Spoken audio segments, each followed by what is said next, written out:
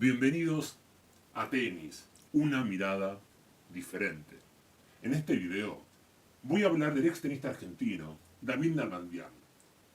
David Nalbandian no fue el típico tenista argentino sudamericano que tenía el polvo de ladrillo como su mejor superficie. Al contrario, él donde mejor jugaba era en canchas rápidas, y es ahí de hecho donde logró sus tres principales títulos: el torneo de maestros, donde en la final se enfrenta a Roger Federer, y un torneo donde él no estaba clasificando, pero gracias a la baja de dos colegas él ingresa a este certamen, lo gana, y 2 años después obtiene los Master 1000 de Madrid y París. En Madrid aplasta en cuartos de final a Rafael Nadal, lo derrota por 6-1 y 6-2, una paliza.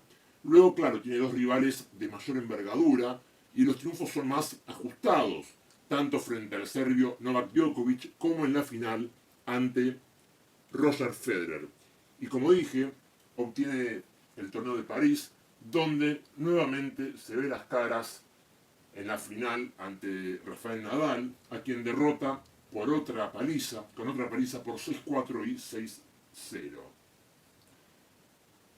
Nalbandian, además de estos tres títulos, llegó a semifinales de los 4 Grand Slams. En uno de ellos superó esta instancia, en Wimbledon. Es indudable que Nalbandian no fue uno más del montón de los tenistas argentinos, sudamericanos, por esto que señalé de que logró muy buenas actuaciones fuera del polvo de ladrillo y que no era el típico tenista argentino, sudamericano, que prefería la arcilla por sobre otra superficie. Pero también hay que decir que uno esperaba más de David, porque pensemos, llega a las 4 semifinales, por ejemplo, cosa que Guillermo Coria jamás logró. Y eso que Coria, su compatriota Guillermo Coria, también fue 3 del mundo, pero Coria es un 3 del mundo de una sola superficie.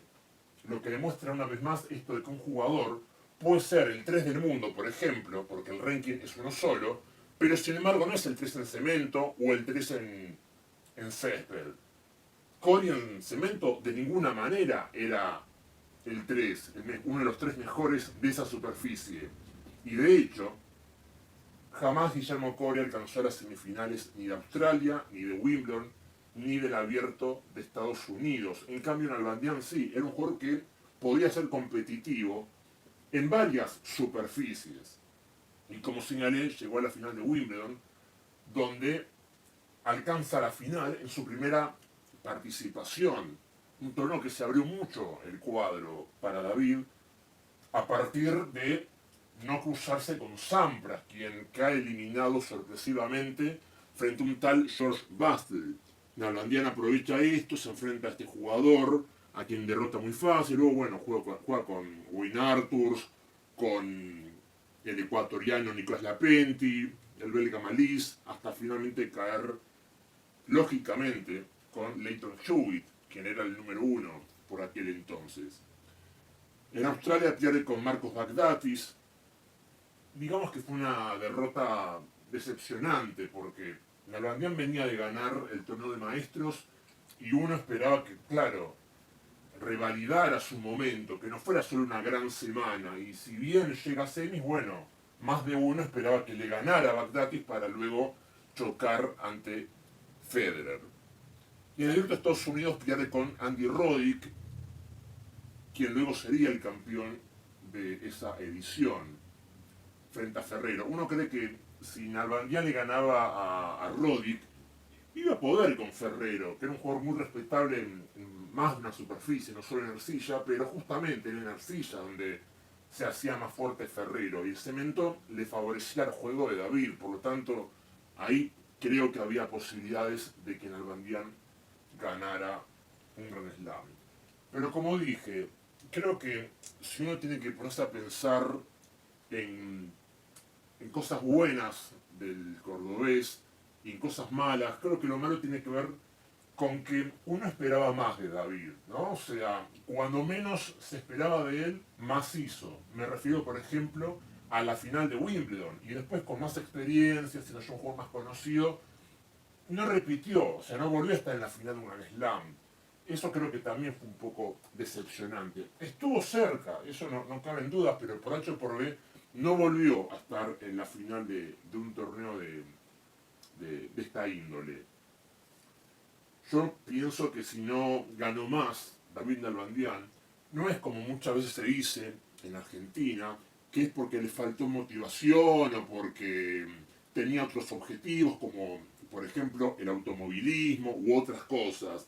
Yo creo que no ganó más simplemente porque no supo, no tuvo ese nivel en su juego como para ganar de un modo más regular, como que él tenía capacidad de jugar muy bien, pero de manera salteada, como fue en Madrid, donde aplasta a Nadal, es el campeón de ese torneo, luego en París, el torneo maestros, y en otras oportunidades, ¿no? Pero no tuvo la capacidad de jugar de un modo muy alto, pero más regular, sino de manera salteada. Pero bueno, en Argentina muchas veces pasa esto, de que se agranda a los tenistas o a otro deportista, y con el Mundial ha ocurrido eso, siempre diciendo que no ganó más porque tenía otros objetivos. Yo no creo que ganó tanto como para pensar que si no ganó más aún es porque tenía otros fines en su cabeza. Esta es mi observación. Eso quizás lo podemos pensar en otros jugadores, tal vez en Marat Safin, por decir un nombre, pero no creo que en Nalbandián sea justamente el caso. De todos modos, cabe destacar que, como dije, no fue el típico tenista de polvo de ladrillo, sino un jugador más completo y que logró ser competitivo en más de una superficie. Bueno, me gustaría que ustedes me dejen sus comentarios, qué piensan sobre este jugador. Bueno, esto fue todo por este video. Espero que les haya gustado. Nos encontramos la próxima. Esto fue tenis. Una mirada diferente. Les mando un abrazo.